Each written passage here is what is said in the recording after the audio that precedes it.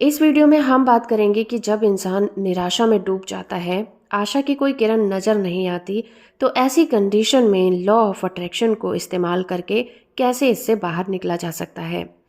अब सवाल ये उठता है कि अगर कोई इंसान पहले ही निराशा में डूबा हुआ हो, उसके सामने आशा की कोई किरण नजर नहीं आ रही हो, तो ऐसी कंडीशन में वो इंसान अपनी समृद्धि, अपने अच्छे स्वास्थ्य और अपने अच्छे फ्यूचर के बारे में पॉजिटिव रहकर कैसे उसके बारे में गंभीरता से सोच सकता है और लॉ ऑफ अट्रैक्शन को इस्तेमाल कर सकता है, जबकि वो इंसान पहले ही निराशा में डूबा हुआ है, उसके सामने उसे कोई आशा की किरण नजर नहीं आती। तो ऐसे में उसके लिए विश्वास करना बहुत ही मुश्किल हो जाएगा कि वो अपनी प्रेजेंट सिचुएशन को बदल सकता है और उसके अपोजिट सोच सकता है। क्योंकि लॉ ऑफ अट्रैक्शन का पहला रूल यही कहता है कि आप जिस भी सिचुएशन में हैं, आपको खुशी महसूस करना बहुत जरूरी है। लेकिन जब इंसान निराशा में डूबा होता है तो उसके लिए उस सिचुएशन से निकलकर बिल्कुल अपोजिट सोचना जरा मुश्किल हो जाता है, क्योंकि अभी तक लॉ ऑफ अट्रैक्शन ने उसके लिए कोई भी काम नहीं किया है। तो उसके लिए लॉ ऑफ अट्रैक्शन पर विश्वास करना भी थोड़ा मुश्किल होता है। इस टॉपिक के ऊपर अब्राहम भी बहुत ज्यादा बात करती हैं और उनका यही कहना है कि अगर हम अपने दृष्टिकोण से देखें तो निराश होकर हम और ज्यादा निराशा को अपनी लाइफ में इनवाइट कर लेते हैं।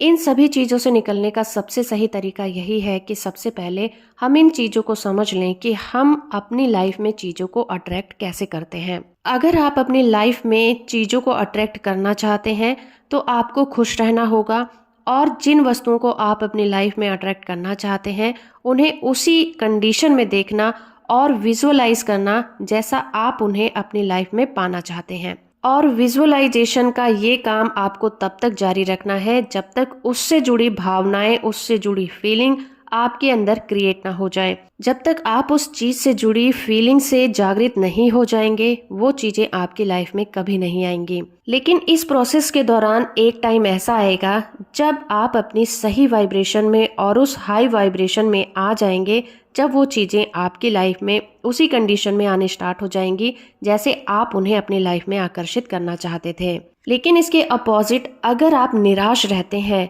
तो आप अपनी अंतरात्मा को यह संदेश पहुंचाते हैं कि आपका ध्यान उन चीजों पर केंद्रित है जिन्हें आप अपनी लाइफ में शामिल नहीं करना चाहते, और इस प्रोसेस में आप और ज्यादा निराशा को अपनी लाइफ में अट्रैक्ट कर लेते हैं, क्योंकि आपका ध्यान निराशा की तरफ ही फोकस रहता है। क्योंकि आप जिस चीज की तरफ ध्यान आकर्षित करते हैं वही चीजें आपकी लाइफ में हाईलाइट हो जाती हैं और बाकी चीजें ब्लर हो जाती हैं। जैसा कि मैंने पहले भी अपनी पिछली वीडियो में आपको बताया है कि जब भी हम किसी कैमरे के लेंस को किसी एक चीज पर फोकस करते हैं तो उसके आसपास की चीजें ब्लर हो जाती हैं और वो चीज हमें क्लियर दिखाई देने लगती है। लॉ ऑफ अट्रैक्शन भी इसी रूल पर काम करता है। आपके दिमाग में हजारों ऐसे विचार चलते हैं, लेकिन कोई एक विचार जिस पर आप अपना ध्यान केंद्रित कर लेते हैं तो वही विचार आपकी लाइफ में आकर्षित होने लग जाएगा और बाकी विचार ब्लर हो जाएंगे। वो रहेंगे वहीं पर उनकी एग्जिस्टेंस आपके लिए खत्म हो जाएगी। अब्राहम भी यही कहते हैं कि जब भी हम किसी चीज पर अपना ध्यान आकर्षित करते हैं तो उनका जो साइज होता है वो बढ़ता चला जाता है, क्योंकि किसी भी टॉपिक पर ध्यान आकर्षित करने से वो चीजें हमारी लाइफ में एक्टिव हो जाती हैं।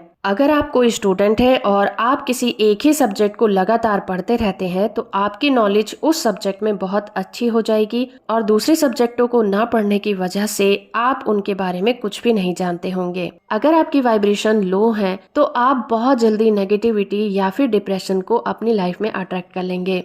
आपको कोशिश ये करनी है कि आपको इस तरह के लोगों से दूर रहना चाहिए। कई बार हम किसी गरीब इंसान को या फिर किसी मुसीबत में फंसे हुए इंसान को देखकर बहुत ज्यादा इमोशनल हो जाते हैं, तो ये हमारे लो वाइब्रेशन में होने की ही निशानी है। अगर आप भी ऐसा महसूस करते हैं तो आप समझ जाइए कि आप लो वाइब्रेशन में रहते हैं और आप बहुत जल्दी इन्हीं चीजों को अपनी लाइफ में अट्रैक्ट कर लेंगे। सुनने में ये ऐसा लगता है कि जैसे हम आपसे ये कह रहे हैं कि आपको किसी के साथ सिंपैथी नहीं रखनी चाहिए। इसका ये मतलब बिल्कुल नहीं है कि आपको किसी के साथ सिंपैथी नहीं रखनी है, आपको किसी की मदद नहीं करनी है। किसी भी दुखी, गरीब या फिर डिप्रेशन में गए हुए इंसान की हेल्प करना एक अलग बात है, उनके साथ सिंपैथी रखना भी एक अलग बात है। लेकिन आपको उनका दुख देखकर कभी भी इमोशनल नहीं होना चाहिए, क्योंकि जब भी इंसान किसी के साथ इमोशनली अटैच हो जाता है तो वो भी उसी वाइब्रेशन में आ जाता है जिस वाइब्रेशन में सामने वाला इंसान है। कुछ लोग ये भी सवाल करते हैं कि हमने लॉ ऑफ अट्रैक्शन पर बहुत काम किया, जब भी हम लॉ ऑफ अट्रैक्शन पर काम करते हैं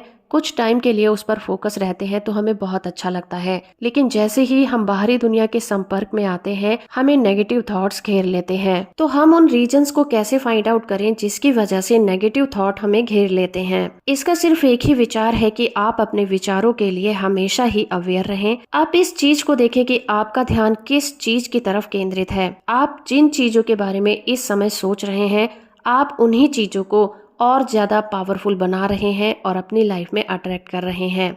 लॉ ऑफ अट्रैक्शन कभी भी ऐसे काम नहीं करता कि आपने किसी चीज के बारे में सोचा और वो हो गया। ये धीरे धीरे काम करता है।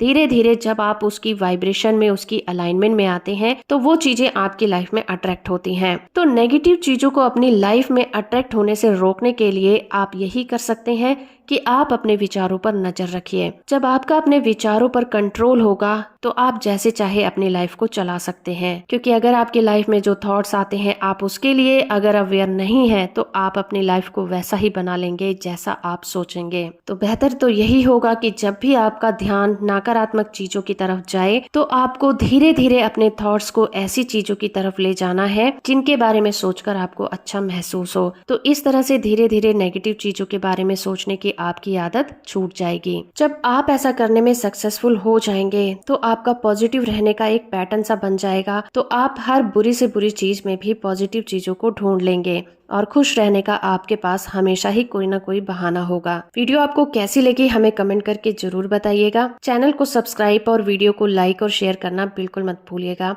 वीडियो को यहाँ तक देखने के लिए आपका बहुत बहुत धन्यवाद।